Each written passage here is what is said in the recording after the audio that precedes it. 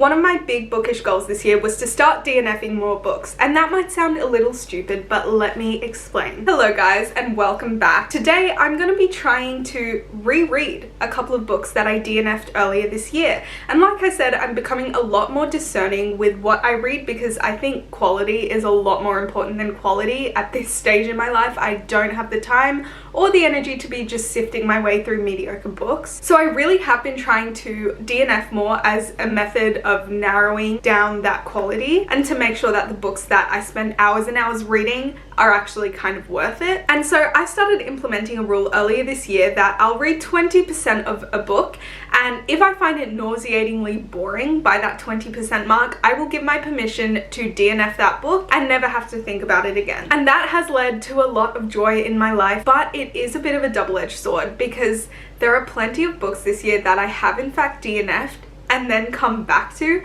and realize that they're actually quite amazing. Case in point, The Chronicles of Castellane. I DNF'd Swordcatcher the first time I read this, which was very early on in this year during the summertime. And I thought it was just so dull. I was like, Cassandra Clare should just stick to Shadowhunters. And then I reread it a couple of months later and it was mind-blowingly good. I don't know if I read it with my eyes shut the first time, but these two books have become part of one of my favorite series. So after learning my lesson with The Chronicles of Castellane, I have decided to pick up some books that I know are beloved and that I know I DNF'd the first time around, but I want to give them another chance. Once again, I will be using my same rule. If they're not interesting by 20%, I'm not continuing. And if I don't love them by 20%, I'm not buying. All of these books are going to be fantasy books. And honestly, I feel like a lot of the reason that I DNF'd books at the beginning of the year is because it's summer in Australia at the beginning of the year. Like, that is not fantasy season. And so I don't have the time nor the patience to sit through a lot of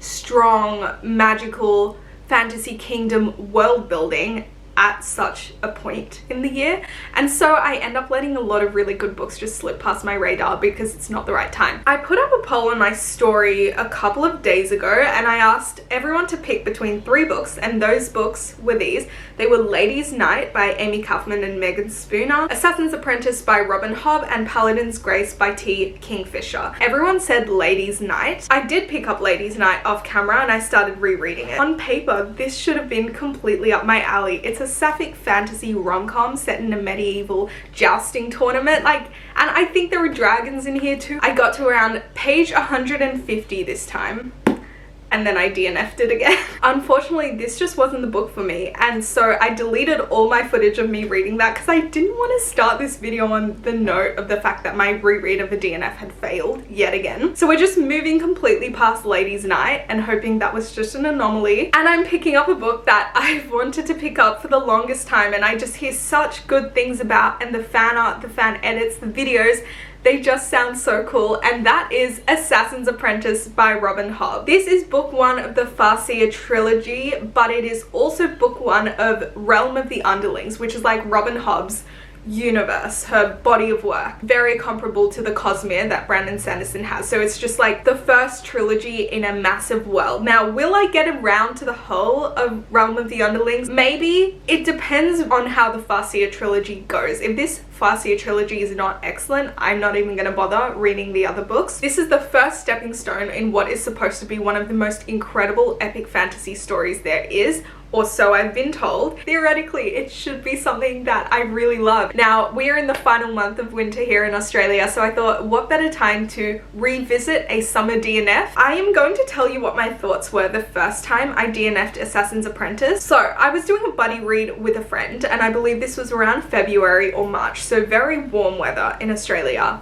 I wanted something summery and fun. This is not summery and fun or fast-paced whatsoever. This is like a big character study of a young boy called Fitz, and he is telling us his life story. Fitz's memory starts when he was 6 years old, after being discovered that he was the bastard child of one of the kingdom's princes. So he's raised in the stables, and in this stables there is a dog whose name I have forgotten, but he forms a really close bond with this dog, and that's where I stopped reading. I think that was about page 50 when I DNF'd this book. There was no movement to the story. Here's the problem: because it is a character study, because you are learning about Fitz's history, it is super slow, and I just wasn't in the mood for that. From what I remember of the writing, it was incredibly detailed too, much like sword catcher. So you really have to lock in. You need to be reading every single word, and I do recall when I was first reading it, my eyes would just like slide down the page. I would be skimming and then I'd be like, wait, snap out of it, read it properly. That is usually a sign that I'm not enjoying a book at all, which is why I made the decision to DNF. I was starting to skim, I was starting to not be invested enough in the character whose story I was reading. There was not really a plot to speak of, but I think that the time is right for a new attempt. I'm gonna get started on reading Assassin's Apprentice, and I am praying that this time it sticks, because I cannot be the odd man out on this one. There is no way that everyone loves this book and I DNF it.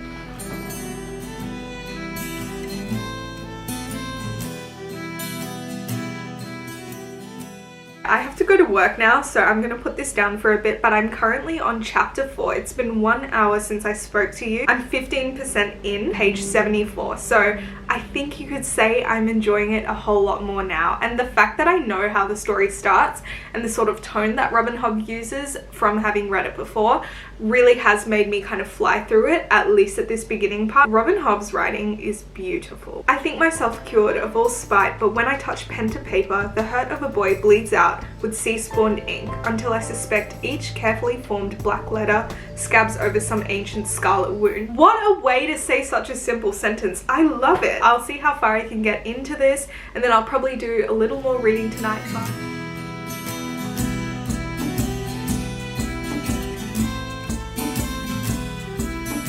Hello everyone, I'm currently 61% into this book, so I thought I'd just do a little bit of a check-in because it has been a minute since I last spoke to you. I spent this morning watching Freakier Friday, and then I came home to do a bit of painting while I listened to the audiobook, and we have made a solid dent in the book so far. And like I told you, this is about Fitz, who is the bastard child of a prince of the Six Duchies, and it's as though he's narrating what happened during his childhood and just telling us how he grew up and how he learnt the things that he did. It is so interesting. Definitely slow, definitely not a page turner by any means, but I think it is so wonderfully done. It's a real character study, and I think I told you this before, but as a child he discovers he has something known as the wit, which is a magical skill that is frowned down upon, but it allows the user of the wit to be able to merge their minds with animals, and as a child he has an affinity for doing so with dogs and horses. Later he begins to train as the apprentice to the royal assassin, and then as we progress further on, he begins his instruction in something called the skill,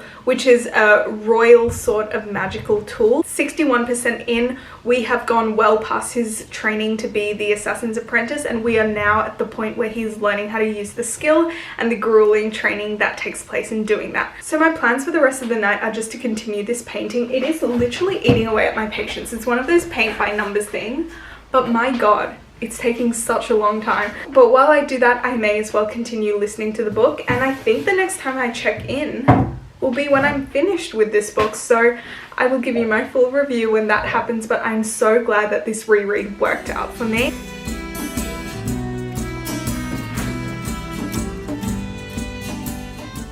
I finished the book. Guys, let's talk about it because I am so happy I gave this a second shot. I really enjoyed my time reading this, and I went through it a lot quicker than I thought I would, given that I know it was going to be very slow paced, very character driven, but upon my second reread, I have decided to give it like 3.75. It's so close to a 4-star read for me. So I told you the full summary of what happens in this book, and I have nothing really to add on this except that the real point of action in this story happens when Fitz travels to a mountainside kingdom. That is what the plot was leading up to, and things go down. That was really interesting, but it only happens in the very ending of the story, and the rest of it is very slow paced, very much just driven by learning more about Fitz. So you're not looking really for a plot, you're looking to understand Fitz, who he is, what his childhood was, and the plot only really happens at the end. Hence the 3.75. That is still a really good rating for me, by the way, but I actually do anticipate that the book after this one, or the third book, one of them is going to be hitting at least 4 stars. I know it only goes up from here, but that's all for now, and I'm going to get started on the next book. Good morning everyone, it's time for part 2 and I'm very excited for this book as well, and you're about to sense some sort of a theme forming with the sorts of books I DNF early on in the year. The next book I'm going to be reading was also part of that poll that I put on my Instagram story, so you've probably already clocked it. It is Paladin's Grace by T. Kingfisher. Paladin's Grace is the story of a paladin, so a knight called Stephen, who is in this deep depression because his god died, but he comes across a perfumer named Grace and I believe he needs to protect her, and that's all I really know about it. Obviously the similarity with Assassin's Apprentice is of course that this is a medieval inspired fantasy book, but that's honestly where the similarities end, because this book is a lot more, I think, I could be so wrong on this, but I'm pretty sure it's a lot more low stakes than Assassin's Apprentice. I think this could even be categorized as a romantasy. I think it is the romance that drives the plot forward, but I didn't get that far in, so we'll see about that. I heard it described to me as a cozy fantasy rom-com, and if you know anything about me, either on TikTok, YouTube, or Bookstagram, you know that this has really been the year of me trying out cozy fantasy rom-coms, and my god, I've loved it. I've loved reading like India Holton's books, I've loved Brigitte Knightley's, I've loved Hannah Nicole Mera. Fantasy rom-coms are killing it right now, and I really wanted to give this one another shot just because I know I really am in my fantasy cozy rom-com era right now. I DNF'd this for a number of reasons, and I DNF'd it at chapter 1. So very quickly, I just knew it wasn't really what I was wanting to read early on in the year. We're just following this man in his late 30s who's depressed. Like, that's how the first chapter opened, and I was reading it and I was like, my guy, I don't really care about you. Obviously chapter 1 is a really quick place to DNF, but I have a feeling I was on a roll. I knew what I wanted to read and that was not it. So I didn't really get very much beyond that, unfortunately, but I've heard amazing things. It's been coming up again and again on my For You page now and again, so I do think I need to make a new attempt at this book. And because these characters are older and more mature, it's going to be a very different type of romantasy, if it is even that. And I think it would be interesting to just see how it goes. I've still got it on my Kindle, so we're just going to jump into it and see how it goes.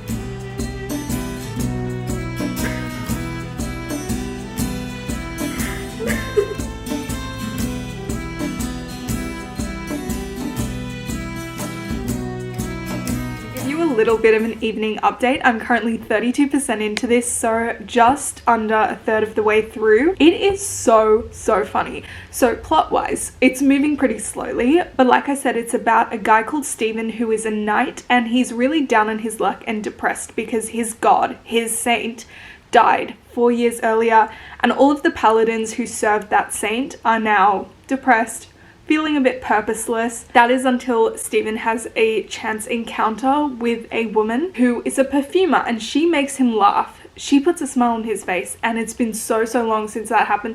So they've really only met and started to get to know each other a little bit because they do keep bumping into one another, but something kind of mysterious is going on, and I feel like that's going to be the side plot, but it is very much a romance first and foremost. A cozy fantasy rom-com. This is exactly what I need. It's exactly what I deserve. It's about to be the end of winter and the start of spring, and this sort of medieval setting, but a fantasy rom-com, is perfect. Once he and Grace, our female main character, met each other, then things started to happen.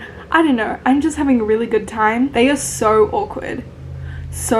And I think with a lot of romantasies these days, the main characters are young, they're hot, they're suave and really smooth talking with their banter and flirtations and all of that, whereas these two, middle-aged, awkward as hell. It is just such a delight to watch them interact with each other. But that's all my thoughts for now, and I will update you maybe when we're 2/3 in.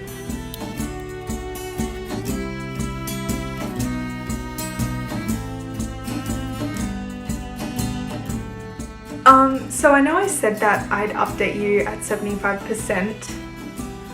I finished the book. I read a little bit last night, and then I read on the bus this morning, and I'm completely finished. It was just so much fun. Above and beyond what I told you about this depressed, sock knitting paladin running into an awkward perfumer who makes him laugh, and there is another plotline that starts at around like just after the 50% mark, where Grace, our perfumer, she is accused of poisoning the prince. So there's a little bit of a murder trial that's also going, and one faction of people within this society, they are called the Motherhood, and they are trying their hardest to prove that Grace is a murderer, which she obviously is not. And at the same time, there are dead bodies turning up all over town, and so there is this underlying mystery which doesn't actually fully get solved in this story, but I assume it will as you progress through the series. Honestly, I felt like that underlying mystery plot, the legal drama kind of plot, that wasn't very well done for me. I feel like it really should have started earlier. So there was a bit of a pacing issue in that this plot just appeared halfway through. But overall, I had a lot of laughs, a pretty good fun time. I do wish that people in their mid-30s were a little bit better at communication,